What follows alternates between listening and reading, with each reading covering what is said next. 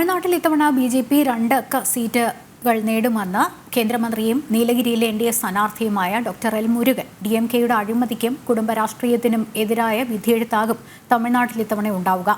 BJP വിജയിക്കുന്ന ഇടങ്ങളിൽ DMK-യും അണ്ണാ DMK-യും ഒന്നുചേരുന്നുണ്ടെന്നും L Murugan ജനം ടിവിയോട് പറഞ്ഞു.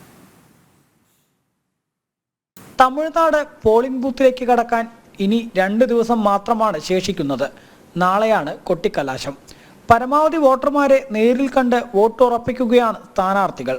ഇത്തവണ തമിഴ്നാട്ടിൽ ബി.ജെ.പി നേതൃത്വം നൽകുന്ന NDA സഖ്യം 2 സീറ്റുകൾ നേടുമെന്ന് നീലഗിരി മണ്ഡലത്തിലെ സ്ഥാനാർത്ഥിയും ബി.ജെ.പി മുൻ തമിഴ്നാട് സംസ്ഥാന അധ്യക്ഷനുമായ എൽ മുരുകൻ പറഞ്ഞു. പ്രധാനമന്ത്രി നരേന്ദ്രമോദി കഴിഞ്ഞ 10 വർഷ കാലയളവിൽ ഭാരതത്തിലും തമിഴ്നാട്ടിലും നടപ്പിലാക്കിയ വികസന പ്രവർത്തനങ്ങൾ ചൂണ്ടിക്കാട്ടിയാണ് തങ്ങൾ vote അഭ്യർത്ഥിക്കുന്നത്. Definitely, BJP will give double-digit consensus, double-digit win over promises in Narendra. DMK-യുടെ അഴിമതിക്കും കുടുംബ രാഷ്ട്രീയത്തിനുമെതിരായ വിധിയെഴുത്താവും തമിഴ്നാട്ടിൽ ഇത്തവണ.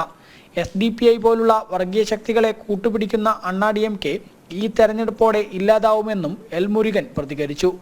കേരളത്തിൽ BJP വിജയിക്കാൻ സാധ്യതയുള്ള ഇടങ്ങളിൽ CPM-ഉം കോൺഗ്രസും ഒന്നാവുന്നത് പോലെ തമിഴ്നാട്ടിൽ DMK-യും അണ്ണാ DMK-യും BJP-യെ പരാജയപ്പെടുത്താൻ പലയിടങ്ങളിലും ഒന്നുചേരുന്നുണ്ടെന്നും മുരുകൻ പറഞ്ഞു. Same. See, in Coimbatore, DMK and ADMK they are together. In Nilagiri, DMK and ADMK they are together. They are joined because they are unable to tolerate BJP's growth. നാളെ വൈകിട്ട് 6 മണിയോടെയാണ് തമിഴ്നാട്ടിൽ ശബ്ദപ്രചാരണം അവസാനിക്കുക. മറ്റന്നാൾ നിശബ്ദ പ്രചാരണവും 19-നാണ് വോട്ടെടുപ്പ്.